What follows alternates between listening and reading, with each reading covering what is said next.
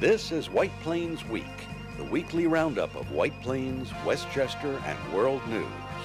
With John Bailey, editor and publisher of the daily internet newspaper White Plains Citizen Net Reporter, WPCNR.com. Jim Benefore, editor and publisher of SuburbanStreet.com and WhitePlains.com. And me, Peter Katz, formerly with NBC, ABC News, and stations from Boston to Los Angeles. White Plains Week, what's happening, who are the newsmakers, what's in store for the future. The views and opinions expressed on this program are solely those of the participants. White Plains Week is presented on Optimum Cable Channel 76, Verizon Fios Channel 45, and on the internet at whiteplainsweek.com, youtube.com, and wpcommunitymedia.org. Now, White Plains Week.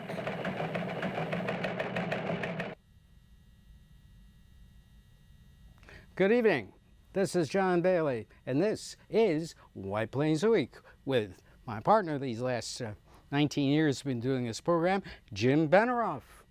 Jim, the headlines, please. And now the headlines for White Plains Week of June 21st, 2019. White Plains Candidates Forum sets stage for Democratic primary for Common Council Tuesday, June 25th.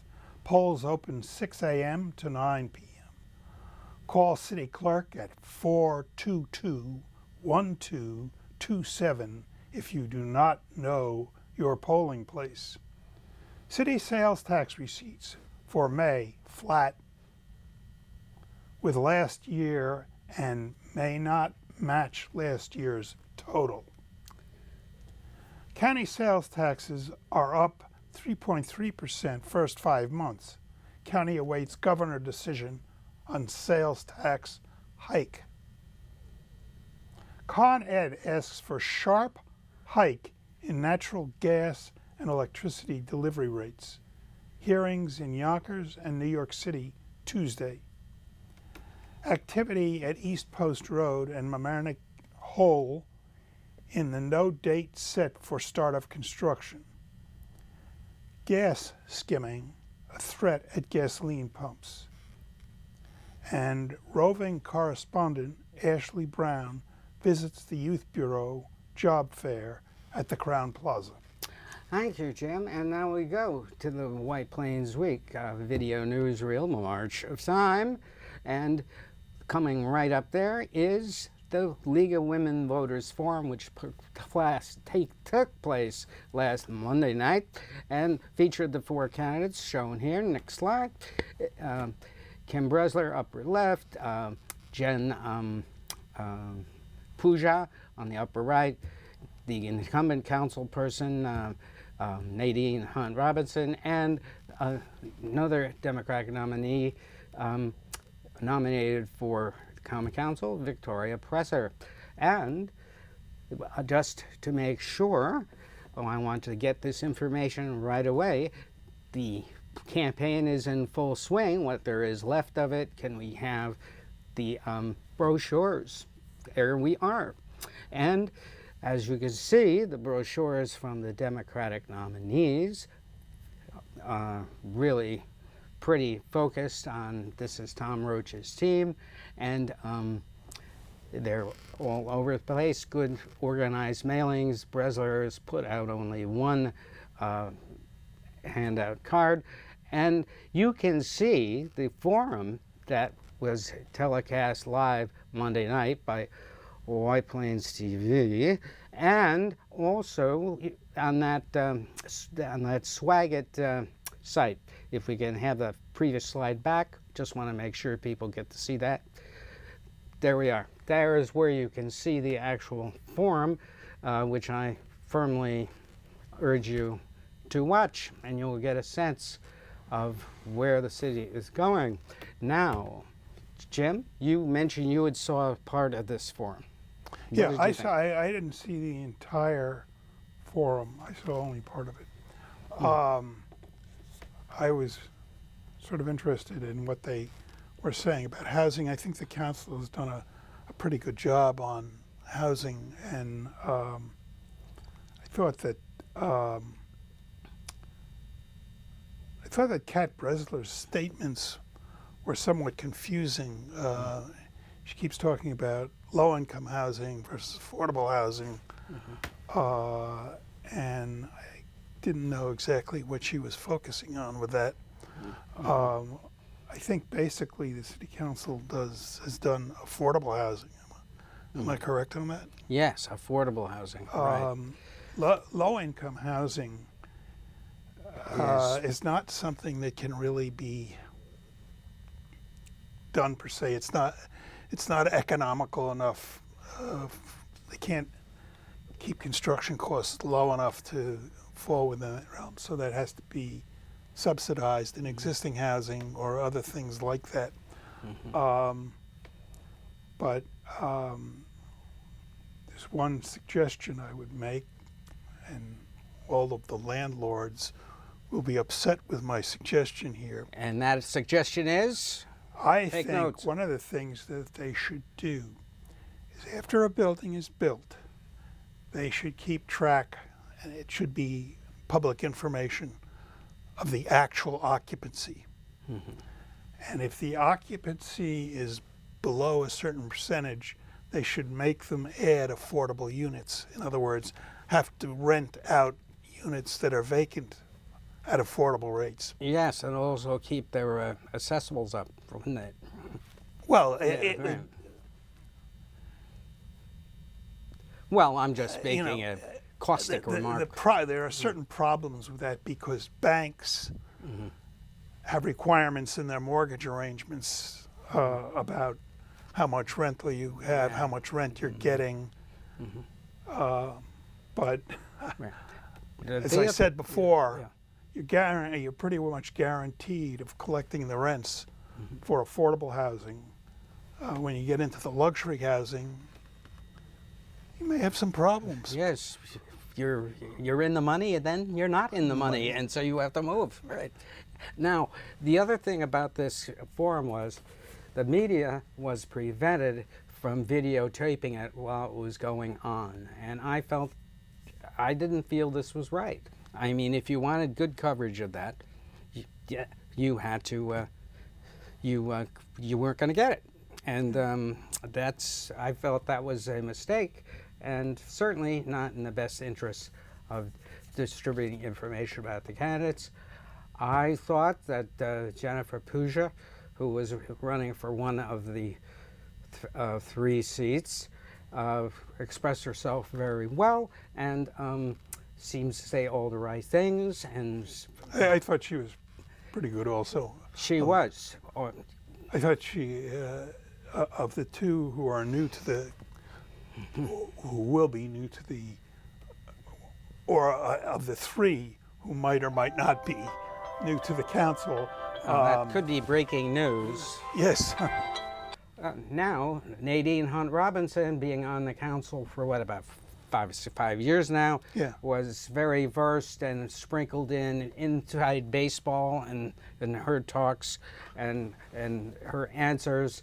She also indicated some intriguing things that the city is going to be looking at. They're going to be putting out RFPs for solar panels, which is news, and then the Victoria Presser is a public relations person, and she expressed herself in the way a public relations person does. She says things without really saying them and alludes, and so we can look forward to lots of that. Should she be elected. But on the other hand, hopefully she means what she says about informing the public more, because that's one thing that White Plains is very selective about doing, and it's a flaw of the present administration. Now, moving along, big news out of the city's sales tax numbers. And here's where it's at. The city sales tax is down 0.75% from last year, going to the final month.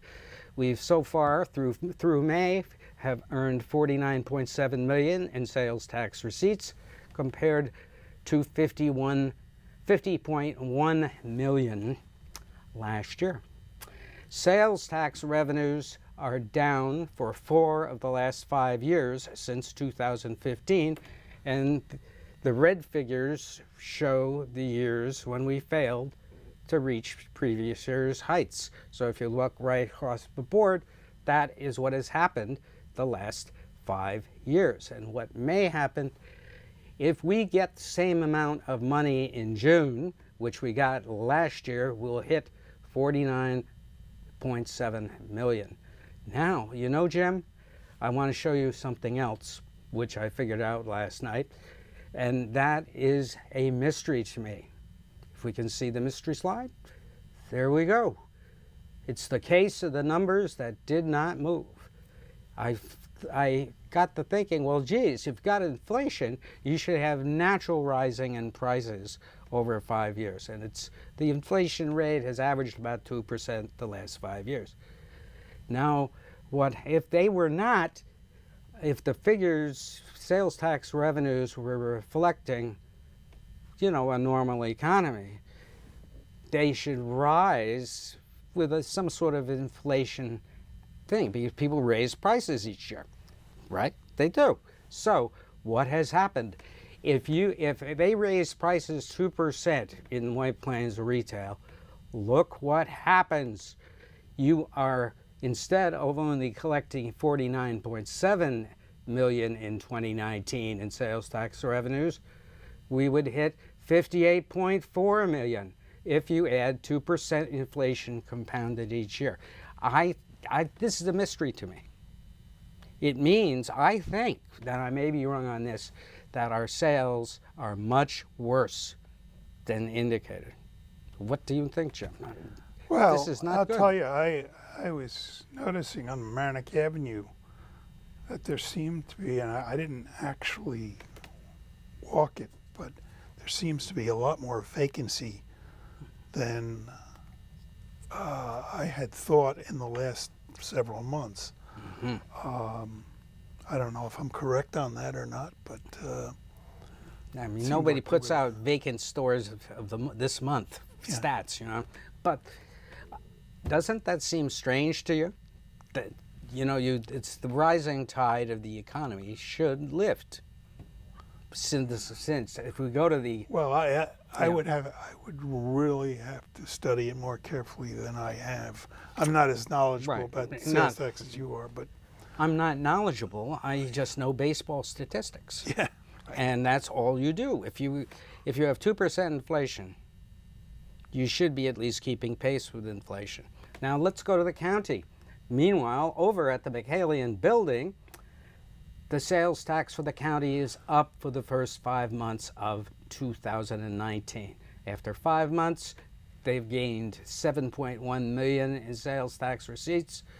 We've got $220.2 million in the tiller at the county compared to $213.1 million last year.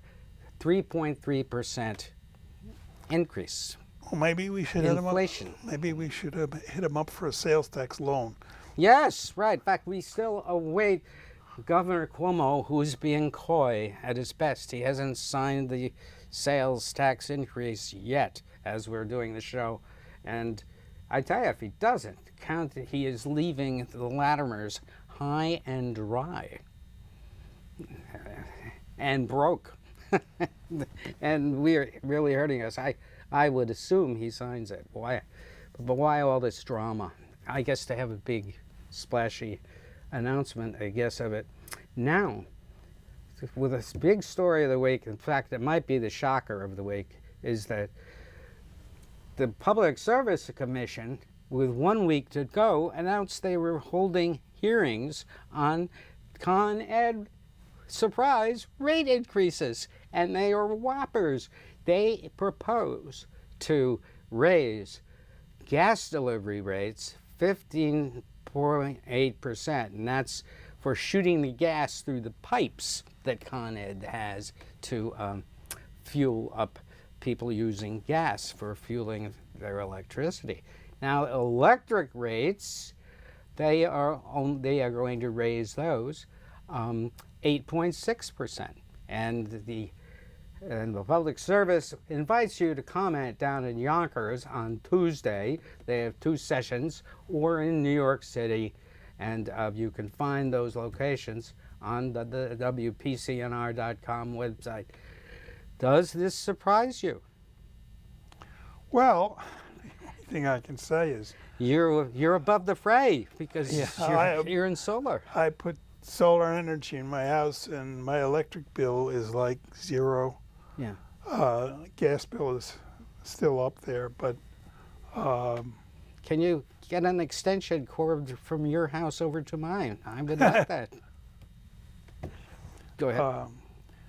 now I will say that it's expensive to put in solar energy, but I think it's well worth it. Gives you stability. Yeah, and there are some tax benefits to it. But I think that the city should put in as much solar energy as they can. Yes, and that's been sort of simmering along for about a year now. They got to move faster, gang. They really do. Like, speaking of moving faster, now this Con Ed rates, I just have to say one more thing. You know, there was such a hue and cry over their performance last spring. Remember that? Yeah.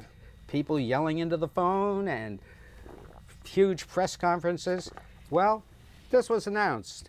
Not a peep of outrage that I have heard from public officials and out there. You know who you are. So where is the outrage about this? They have been saying that every rate increase they do is because we have to improve their infrastructure, blah, blah, blah. Well, 14 or 15% is a pretty hefty increase. Well, yes, I would say. Now that's enabling them to say, oh, well, we'll cut it down to half that. Ask high and then lower it by half. But, I mean, the Public Service Commission has got to use some restraint here on them. We don't yet know what they're going to fine them for that lousy performance last spring. And we should all I'm saying is if you protest about non-performance, you should be up in arms that they're socking it to a lagging Westchester economy with this type of an increase. And it is lagging, my friends. Moving along, speaking of lagging, East Post Road in America, I took a stroll over there the other day. Remember a couple of weeks ago they said they were going to start it? Well, there is life over there. The surveying was being done on the street yesterday at East Post Road in Mamaroneck, and I forget the name of this development, but Lennar is doing it. Lennar Corporation is doing it. And that's what the hole looks like, peering through an extremely secure fence. I had to really peer through this hole. It won't be there next week, I guarantee you. But at least that's what it looks like. And they don't have a date yet, I was told, as to when they're actually going to start digging the pillars. So, but that is a good sign. And then, meanwhile, at the other hole, which is the former site of the White Plains Pavilion, fog surrounds its future. We do not know what's happening with that. Nobody's talking about it. But of course, I waste my time when I'm calling up about things like that because nobody returns calls, right?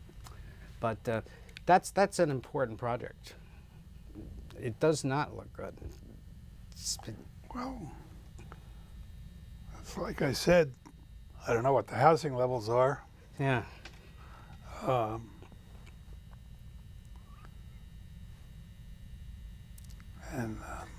It's the empty hole speaks for itself. Fog and an empty hole. Yeah. Right, exactly. Now, there was a big press conference this week about skimming. And skimming is a SIM card placed on a gizmo inside a gas pump that allows people to find out your credit card numbers and your PINs and all sorts of stuff. And what we learned from Joseph Scamato, the Deputy Director of Communications at Westchester County, is it is not tremendously widespread. There are 375 stations in the county, gas stations, and they've only caught one skimmer in the last 6 months.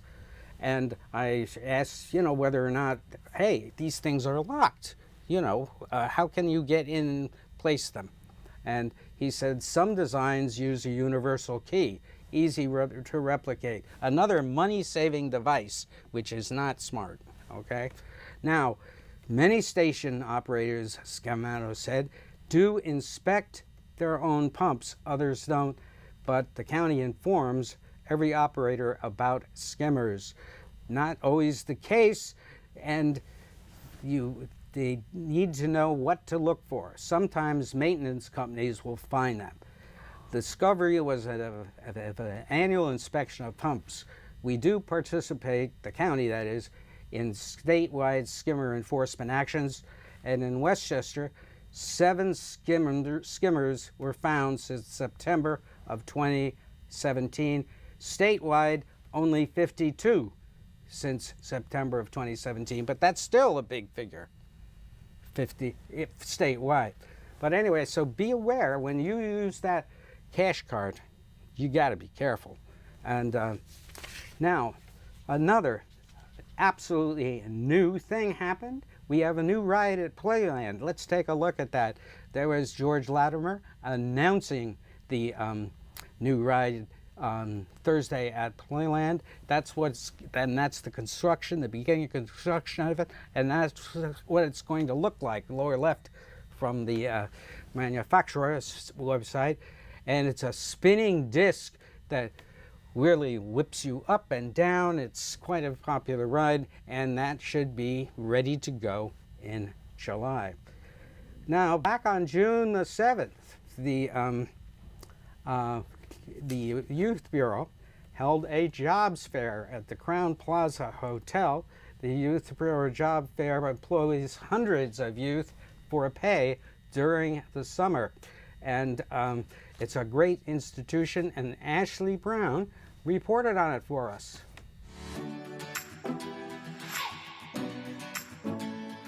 It's an exciting day for the City of White Plains. It's our annual jobs fair. So we're here today to start a process of selecting young people for summer jobs. The summer jobs program provides an opportunity for young people to develop work skills. It's an opportunity for them to earn some money, and it's an opportunity for them to build their resume. So we're happy about what we have in White Plains for young people. It's a tremendous opportunity for these kids to work during the summer, because we know that so many young people are not afforded the opportunity to work during the summer. We have over 200 young people, White Plains residents that are 14 to 21 years of age, that are here today interviewing for summer jobs. We have positions at camps, clerical positions. They're working in offices, maintenance, custodial, at some local nursing homes. We have all kinds of jobs for every different kid. I've never applied for a job before anywhere, so it's like my first time, and I'm excited for the possibilities that this brings. I applied for both the camp jobs and for the greening project. I really do like working with kids, and I love nature, so they really seemed good for me. I have 4 kids, all went through White Plains schools, and all 4 of them have been involved with the White Plains Youth Bureau. Starting with my oldest, Sydney, started her first summer job was with the Youth Bureau at New York Presbyterian in their gift shop, and I'm on the board, so it's full circle for me. So I'm excited, and I'm happy to be here. This is my first job fair. Yes, this is a great day. Good luck in your interviews. I look forward to seeing all of you working around the city, and someone is going to be working in my office. Well, I think it's very important. I always come because it's a very inspiring day. You see the high caliber of young people we have in our city, and it's an opportunity for them to get a taste of what it's like to apply for a job. The assistance that's given with building your resume and writing your resume, and then actually going through the interviewing process. And I think when I look back on my life, that the jobs I had in high school and college that were temporary jobs, everything from washing dishes to cutting grass to working on a delivery truck, all were a part of who I am today. The job fair has come a long way because I've been here for 20 years, and the first couple job fairs were in the actual gymnasium of the Youth Bureau. And it was hot, no AC, kids lining out the door. And now being in the Crown Plaza for the past few years, it's great because it's so much more professional. I think it gives them more of a feeling of like this is a real job interview and not just through the Youth Bureau. It means a lot because I get an opportunity to work this summer, and it's my first job. My number one choice was a delivery assistant, but I would also like the mayor's office.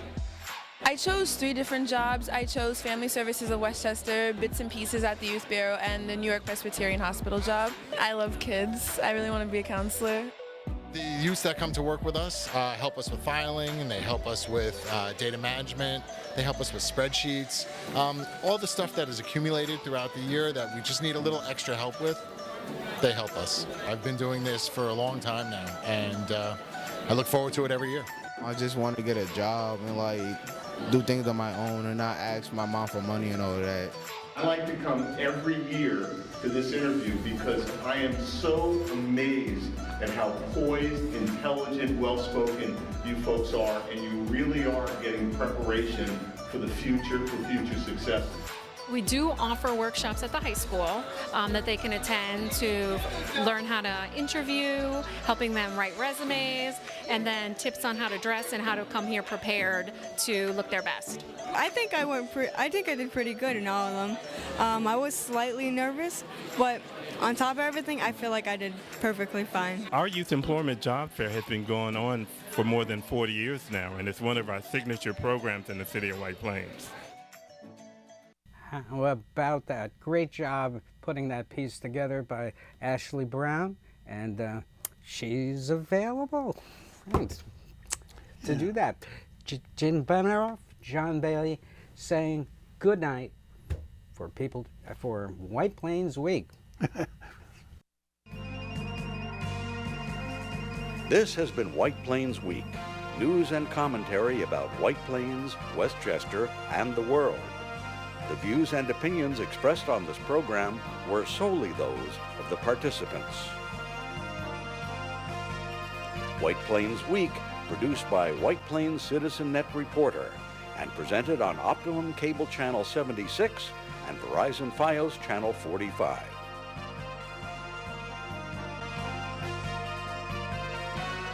You may view White Plains Week anytime on the internet at whiteplainsweek.com, youtube.com, and wpcommunitymedia.org.